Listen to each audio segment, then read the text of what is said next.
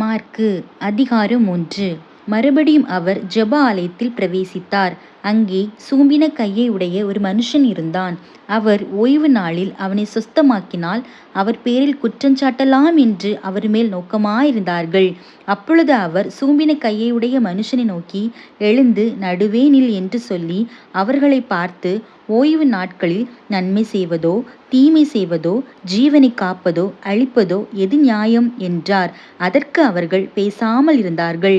அவர்களுடைய இருதய கடினத்தின் நிமித்தம் அவர் விசனப்பட்டு கோபத்துடனே சுற்றிலும் இருந்தவர்களை பார்த்து, அந்த மனுஷனை நோக்கி, உன் கையை நீட்டு என்றார். அவன் நீட்டினான். அவன் கை மறுகையைப் போல சொஸ்தமாயிற்று. உடனே பரிசேயர் புறப்பட்டு போய் அவரை கொலை செய்யும்படி அவருக்கு விரோதமாய் ஏரோதியரோடே கூட ஆலோசனை பண்ணினார்கள். இயேசு தம்முடைய சீஷர்களோடே அவ்விடம் விட்டு கடலோரத்திற்கு போனார். கலிலேயாவிலும் யூதேயாவிலும் எருசலேமிலும் இதுமேயாவிலும் யோர்தானுக்கு அக்கறையிலும் இருந்து திரளான ஜனங்கள் வந்து அவருக்கு பின் சென்றார்கள். அல்லாமலும் தீரு சீதோன் பட்டணங்களின் திசைகளிலும் இருந்து திரளான ஜனங்கள் அவர் செய்த அற்புதங்களை குறித்து கேள்விப்பட்டு அவரிடத்தில் வந்தார்கள். அவர் அநேகரை சுஸ்தமாக்கினார். நோயாளிகள் எல்லாரும் அதை அறிந்து அவரை தொட வேண்டும் என்று அவரிடத்தில் நெருங்கி வந்தார்கள். ஜனங்கள் திரளாயிருந்தபடியால் அவர்கள் தம்மை நெருக்காதபடிக்கு தமக்காக ஒரு படவை ஆயத்தம் பண்ண வேண்டும் என்று தம்முடைய சீஷர்களுக்கு சொன்னார்.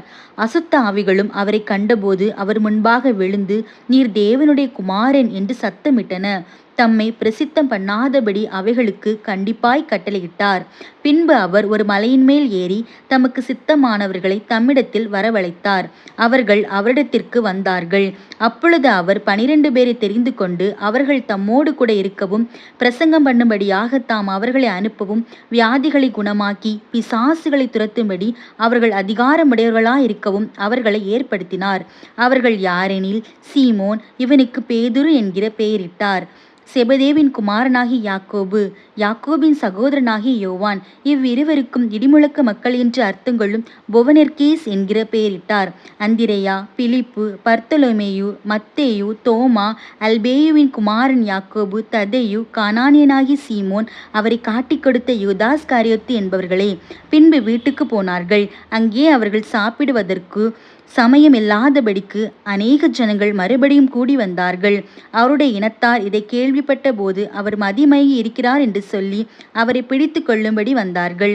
எருசலேமிலிருந்து வந்த வேதபாரகர், இவன் பெயல்செபூலை கொண்டிருக்கிறான், பிசாசுகளின் தலைவனாலே பிசாசுகளை துரத்துகிறான் என்றார்கள். அவர்களை அவர் அழைத்து உவமைகளாய் அவர்களுக்கு சொன்னதாவது, சாத்தானை சாத்தான் துரத்துவது எப்படி? ஒரு ராஜ்யம் தனக்குத்தானே விரோதமாக பிரிந்திருந்தால் அந்த ராஜ்யம் நிலைநிற்க மாட்டாதே.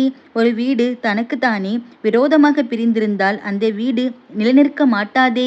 சாத்தான் தனக்குத்தானே விரோதமாக எழும்பி பிரிந்திருந்தால் அவன் நிலைநிற்க மாட்டாமல் அழிந்து போவானே. பலவானை முந்தி கட்டினால் ஒழிய ஒருவனும் பலவானுடைய வீட்டுக்குள் புகுந்து அவன் உடைமைகளை கொள்ளையிடக்கூடாது. கட்டினானே ஆகில் அவன் வீட்டை கொள்ளையிடுவான். மெய்யாகவே நான் உங்களுக்கு சொல்லுகிறேன், மனுஷர்கள் செய்யும் எல்லா பாவங்களும் அவர்கள் தூஷிக்கும் எந்த தூஷணங்களும் அவர்களுக்கு மன்னிக்கப்படும். ஒருவன் பரிசுத்த ஆவிக்கு விரோதமாக தூஷணம் சொல்வான் ஆகில் அவன் என்றென்றைக்கும் மன்னிப்படையாமல் நித்திய ஆக்கினைக்குள்ளாயிருப்பான் என்றார். அசுத்த ஆவியை கொண்டிருக்கிறான் என்றும் அவர்கள் சொன்னபடியினாலே அவர் இப்படி சொன்னார். அப்பொழுது அவருடைய சகோதரரும் தாயாரும் வந்து வெளியே நின்று அவரை அழைக்கும்படி அவரிடத்தில் ஆள் அனுப்பினார்கள்.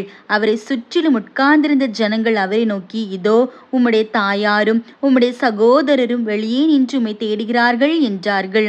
அவர்களுக்கு அவர் பிரதியுத்தரமாக, என் தாயார் யார், என் சகோதரர் யார் என்று சொல்லி தம்மை சூழ உட்கார்ந்திருக்கிறவர்களை சுற்றி பார்த்து, இதோ என் தாயும் என் சகோதரனும் இவர்களே. தேவனுடைய சித்தத்தின்படி செய்கிறவன் எவனோ அவனே எனக்கு சகோதரனும் எனக்கு சகோதரியும் எனக்கு தாயுமாயிருக்கிறான் என்றார்.